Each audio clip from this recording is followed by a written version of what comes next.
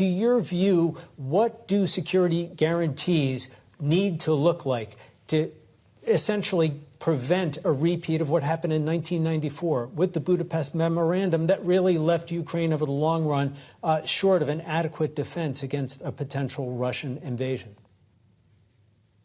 Well, the primary point that needs to be made with these security assurances is that the United States and our European allies, particularly those that are part of NATO, will in fact make clear that they will come to the assistance of Ukraine if Russia should attack in the future.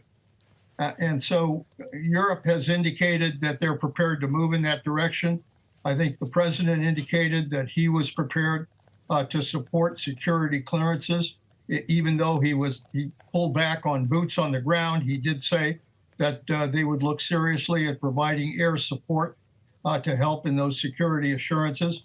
The one problem right now is that Russia is saying that somehow it needs a veto power over what those assurances look like. And since the primary purpose of those security assurances is to be able to protect Ukraine from a Russian invasion, I'm not so sure that's something that's going to happen.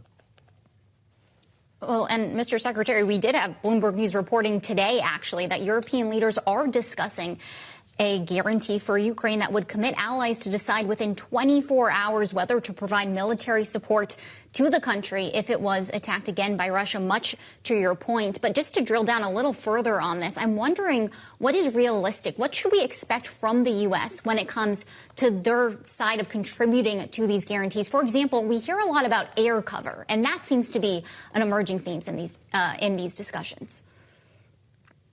Well, I think to be fair, security assurances are not going to work unless the United States is part of that agreement. We bring a lot to the table, obviously from a military point of view and from the ability to try to support any military effort that might have to occur on the ground.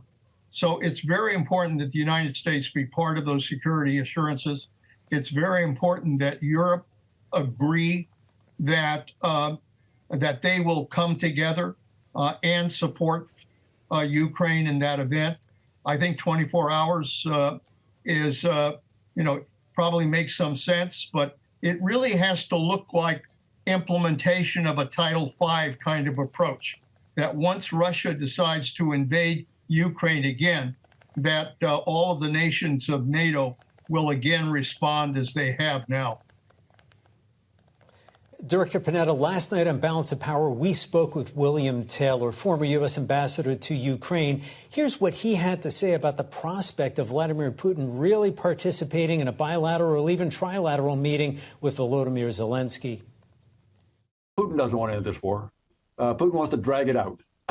He wants to keep pounding the Ukrainians until they give up. They're never going to give up, but he's going to keep pounding until he's forced to come to the table for a ceasefire.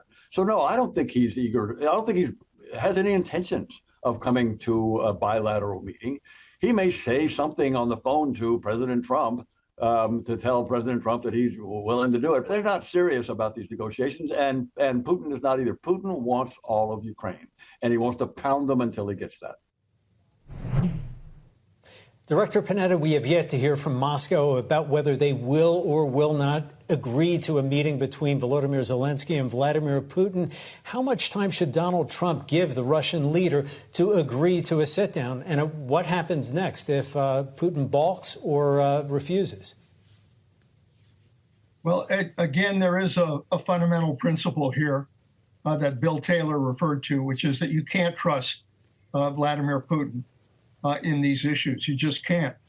I think it's 88% of the American people in a recent poll said do not trust Vladimir Putin. That's pretty good judgment on the part of the American people.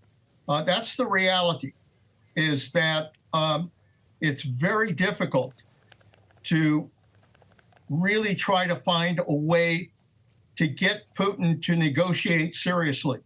Right now, I think he's largely playing for time. He's continuing the war.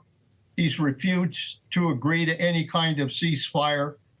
He even talked about the need to eliminate the root causes of the war. Well, the root cause of the war was that Russia invaded Ukraine on the basis that it is a part of Russia and not a sovereign democracy on its own. So he basically is saying he wants to win.